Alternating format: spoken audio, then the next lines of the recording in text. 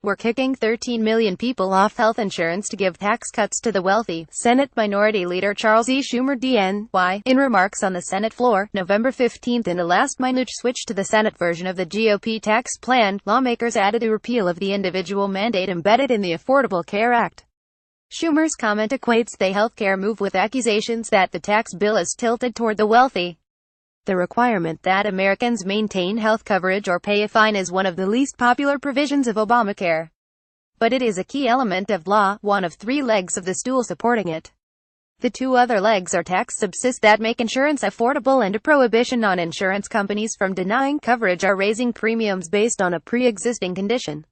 We'll explain this in more detail below, but Schumer is using inaccurate language that we have warned Democrats about before. He's not alone, as here's a tweet by Sen. Richard J. Durbin-Hill, the second-ranking Democrat. The facts: Schumer's 13 million figure comes from a Congressional Budget Office estimate on the impact of repealing the individual mandate. In 2019, CBO estimated 1 million fewer people would be on Medicaid and 3 million fewer people than currently estimated participating in the Obamacare exchanges. By 2025, there would be 5 million fewer people on Medicaid, 5 million fewer people in the exchanges, and 3 million fewer people getting health insurance coverage from their employers. That adds up to 13 million, but CBO says the action would be voluntary. In other words, people would not be forced to give up their insurance, as Schumer claims. As Thomas A. Barthowold, Chief of Staff of the Joint Committee on Taxation, put it on Wednesday when asked specifically about the kicked-out language during a Senate Finance Committee hearing, the result in terms of changes in the uninsured is a result of decisions made. There's nothing that mandates people give up insurance. It's an economic decision. Under CBO's reasoning, here's what happens without the mandate: some people, especially younger, healthier Americans, will simply choose to not buy health insurance. So that's a big part of the reduction. Those decisions to stop getting insurance in turn will change the nature of the risk pool and likely result in average premiums increasing 10% higher than currently estimated. Those premium increases begin a second-order effect. For some Americans, especially the 7 million participants in the individual market who do not qualify for subsist, the premiums would get too high and thus they would stop buying insurance. People who qualify for subsist, nearly 9 million participants, would experience no changes. The increase in premiums would be picked up by the U.S. government. If premiums become unaffordable to the point that people forego health insurance, we think it's more than fair to say this is the same as kicking people off health care, a Schumer aide said. But this is only a subset of the 13 million people, some of the people in the individual market, not the whole number. Unlike previous GOP plans, the tax plan would make no changes to Medicaid. So why does CBO predict enrollment in Medicaid would be 5 million lower than expected in 2025? The CBO believes that, for a variety of reasons, the mandate induces individuals to seek out health insurance, and that includes Medicaid. So, without the mandate, fewer people in theory will end up on Medicaid. But, again, that's not the same thing as people being kicked off the program. There's a lot of churn in Medicaid, with people moving on and off depending on their job situation, which is why the lack of an inducement might have a large impact. Even in states that chose not to expand Medicaid, enrollment went up after the ACA was implemented. It's also possible that removal of the mandate would weaken the ACA, especially if successive premium increases lead to more and more people not buying health insurance. As we noted, the mandate is one of the key legs of the health insurance market stool. Many healthcare experts say the law could become increasingly unstable.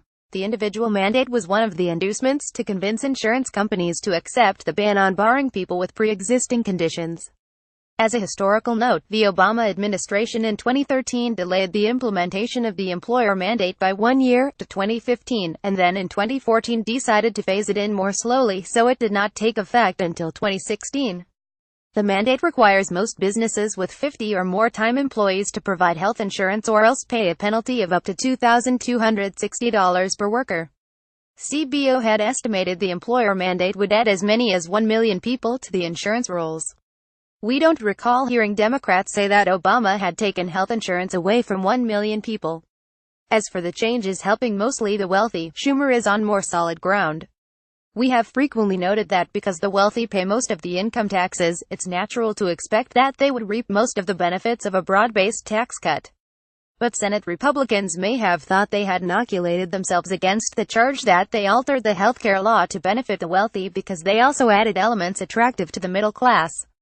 Among the changes allowed by ending the mandate, the child tax credit is doubled from the current $1,000 to $2,000 and individual tax rates are reduced from the current rate of 22.5% to 22%, 25% to 24%, and 32.5% to 32%. But the key impetus was to allow a corporate tax cut with no expiration date, unlike the other tax provisions, and still meet Senate rules that would allow passage with just a majority vote.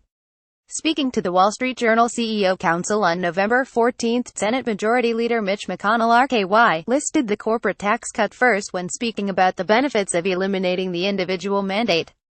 That revenue would provide us, for example, the opportunity to do a couple of things, to make permanent the corporate tax rate so it would extend beyond the 10-year window, he said.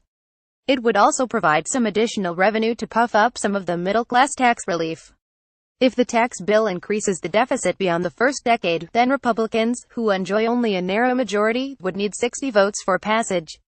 The presumed revenue from ending the individual mandate, about $50 billion a year, combined with a change in the inflation rate to slow down cost-of-living adjustments in the tax code, another $30 billion, help offset about half the cost of the corporate tax cut in 2027, according to David Kameen of the NYU School of Law.